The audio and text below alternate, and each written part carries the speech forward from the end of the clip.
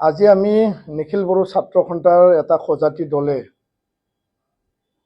কেন্দ্ৰীয় গৃহ সচিব union home secretary Gobinda Mohan ডাঙৰীয়াক আমি সাক্ষাৎ কৰোঁ। প্ৰায় আধা ঘণ্টা ধৰি আমি আলোচনা কৰোঁ আৰু নতুনকৈ উদ্বোধন কৰা কৰ্তব্য ভৱন 3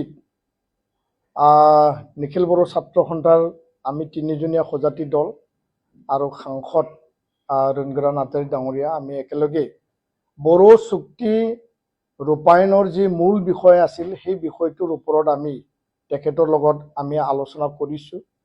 আৰু এক নম্বৰ আমাৰ দাবী আছিল যে 2020 চনত বড়ো শান্তি চুক্তি সম্পাদিত হৈছিল, এই চুক্তিত লিপিবদ্ধ থকা যি 4.3 আৰ্টিকেল 280 আৰু 125 সংবিধান সংশোধনী বিধেয়ক 6ষ্ঠ অনুসূচিত যি ভাৰতৰ সংবিধান, এই সংবিধান সংশোধনী বিধেয়কখন বৰ্তমান চলি থকা যি বৰ্ষাকালীন যি মানে অধিৱেশন যি পাৰ্লিমেণ্ট চলি আছে, ইয়াত সেইটো পাৰিত কৰিব লাগে বা পাছ কৰিব লাগে। এই কথাটো আমি পুনৰ কেন্দ্ৰীয় চৰকাৰক আমি দাবী জনাই পেলাই কেন্দ্ৰীয় গৃহ সচিব ডাঙৰীয়াৰ লগত আমি আলোচনাত মিলিত হ'লোঁ। কিয়নো যোৱা 8 জুলাই তাৰিখে নিখিল বড়ো ছাত্ৰ সন্থা আৰু বিটিআৰ প্ৰধান প্ৰমোদ বড়ো ডাঙৰীয়া আমি একেলগে সাক্ষাৎ কৰিছিলোঁ কৃষ্ণ মেনন মাৰ্গত কেন্দ্ৰীয় গৃহমন্ত্ৰী অমিত শ্বাহ ডাঙৰীয়াক।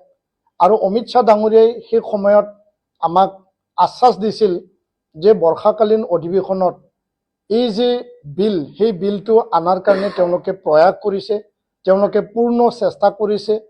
সেই প্ৰয়াস আৰু চেষ্টাৰ কথা তেওঁ আমাক আশ্বাস দিছিল। কিন্তু আজিকালীন অধিৱেশনৰ আধা সময় মানে যিখিনি দিন আছিল সেই দিনৰ আধাই এতিয়া গ'ল, এতিয়ালৈকে সেইটো টেবুলত অনা নাই। আমি দাবী জনাইছোঁ যে 21 বা 22 আগষ্টলৈকে যি বৰ্ষাকালীন অধিৱেশন চলিব, বড়ো ৰাইজে বিচৰা, বিটিআৰবাসী ৰাইজে বিচৰা এই যি মূল বিষয়, সেই মূল বিষয়টো সংসদত বৰ্ষাকালীন অধিৱেশনত আনিব লাগে। সেই দাবী আমি কেন্দ্ৰীয় গৃহ সচিবৰ যোগেদি গৃহমন্ত্ৰী ডাঙৰীয়ালৈ আমি আমাৰ দাবী আমি প্ৰেৰণ কৰিছোঁ আজি।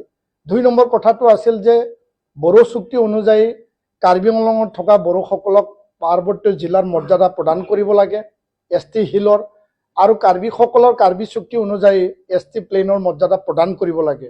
আৰু তেখেতে এই বিষয়টো যে ট্ৰাইবেল এফেয়াৰ্ছ জনজাতি পৰিক্ৰমা মন্ত্ৰালয়, সেই মন্ত্ৰালয়ত বৰ্তমানো পেণ্ডিং অৱস্থাত আছে, বা এই যি মানে বিষয়টো ট্ৰাইবেল এফেয়াৰ্ছে চাই আছে, তেওঁ এইটো আমাক অৱগত কৰাইছে, আমাক জনাইছে। 3 নম্বৰ দাবীটো আছিল যে ৰঞ্জন দৈমাৰী আৰু আন 6 গৰাকী ৰঞ্জন নেতা আৰু কেডাৰক যি CBI যি কনভিকশ্যন কৰা হৈছিল, তেওঁলোকে 13, 14, 15 বছৰ ধৰি কাৰাবাস কৰি আছে আৰু তেওঁলোকক অতি শীঘ্ৰেই জেলৰ পৰা মুকলি কৰি দিব লাগে। যি ধৰণে 56 প্ৰাক্তন NDB সদস্যক NIA কেছৰ দ্বাৰা মানে NIA কেছটো অসমলৈ নি পেলাই, অসমৰ পৰা জিলা পৰ্যায়ত নি পেলাই তেওঁলোকক আজি তাৰিখত বেইল প্ৰদান কৰা হৈছে, তেওঁলোকক ঘৰলৈ যাব দিয়া হৈছে।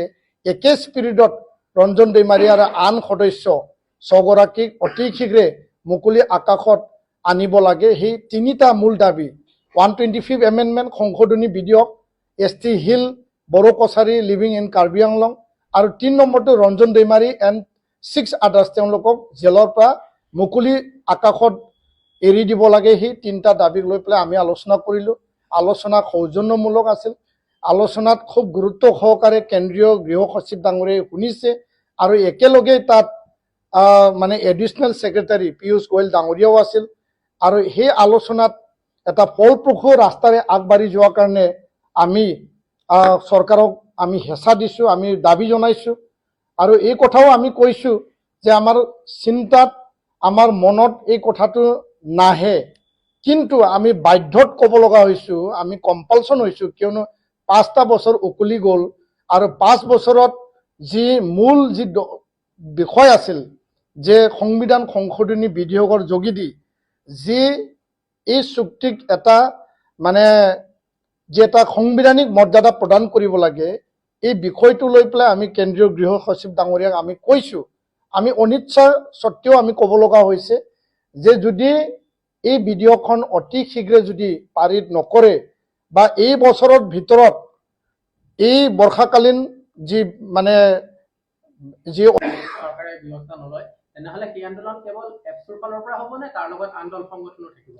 নাই, নিখিল বড়ো ছাত্ৰ সন্থা এই আন্দোলনত এই চুক্তিত আন্দোলনৰ পিছত চুক্তিত মূল যিহেতু চুক্তি স্বাক্ষৰকাৰী ভূমিকা লৈছিল আৰু আমি চুক্তি স্বাক্ষৰকাৰী সংগঠন হিচাপে আন NDB 4টা ফৈদ আছিল, UBPও আছিল, তেওঁলোকৰ লগতো আমি আলাপ আলোচনা কৰিম কাৰণ সেই সংগঠনটো যিহেতু এতিয়া NDB ৱেলফেয়াৰ এছ'চিয়েশ্যন হিচাপেহে আছে, তেওঁলোকৰ লগতো আমি আলোচনা কৰিম।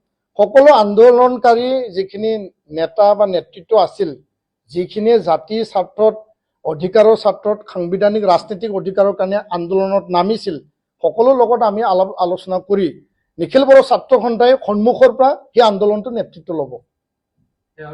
এইটো পাৰিত নকৰে অনাগত অনাগত অক্টোবৰ আৰু নৱেম্বৰ মাহৰ পৰা নিখিল বড়ো ছাত্ৰ সন্থাই ইয়াক পাৰিত কৰাৰ কাৰণে চুক্তি 100% ৰূপায়ণৰ কাৰণে আমি গণতান্ত্ৰিক শান্তিপূৰ্ণ আন্দোলন কৰিবলৈ বাধ্য হ'ব আৰু যদি নহয় আমি গণতান্ত্ৰিক শান্তিপূৰ্ণ আন্দোলনৰ পথলৈ আমি যাম বুলি আজি আমি তেখেতক অৱগত কৰি আহিছোঁ। চৰকাৰৰ ওপৰত নিৰ্ভৰ কৰিব। 125 এমেণ্ডমেণ্টটো ফচল হৈছে মই যিমানখিনি আমি জানো বিটিএডি বুলি নহয় নৰ্থ ইষ্টৰ পৰা গোটেই দেশৰে সৰ্বভাৰতীয় পৰ্যায়ত যিমানখিনি 6 শিডিউল আছে সকলোৰে কাৰণে এইটো প্ৰযোজ্য হ'ব। হয়, নৰ্থ ইষ্টত ত্ৰিপুৰা, মেঘালয়, মিজোৰাম আৰু অসমত 3টা 6 শিডিউল, গোটেই 10টা 6 শিডিউলৰ কাৰণে একেলগে প্ৰযোজ্য হ'ব। আৰু আমি এই কথাও কৈছোঁ যে গৃহমন্ত্ৰী ডাঙৰীয়াকো 8 জুলাইত আমি কৈছিলোঁ, আজি গৃহ সচিব ডাঙৰীয়াকো কৈছোঁ যে যদি বিভিন্ন ৰাজ্যত সেই ভিডিঅ'খন আনাত যদি অসুবিধা আছে, কাৰণ অসমৰ মাননীয় মুখ্যমন্ত্ৰী ডাঙৰীয়া ডক্টৰ হিমন্ত বিশ্ব শৰ্মাই কৈছে যে অসমৰ ক্ষেত্ৰত কোনো চৰকাৰৰ আপত্তি নাই, চৰকাৰৰ কোনো বাধা নাই, কাৰ্বি আংলং, ডিমা হাছাও, BTR, তো অসমখন অকল অসমৰ কাৰণে সেই বিলটো আনক, বাকীবিলাক পিছত আহিব, সেই কথাটো আমি আজি কৈছোঁ।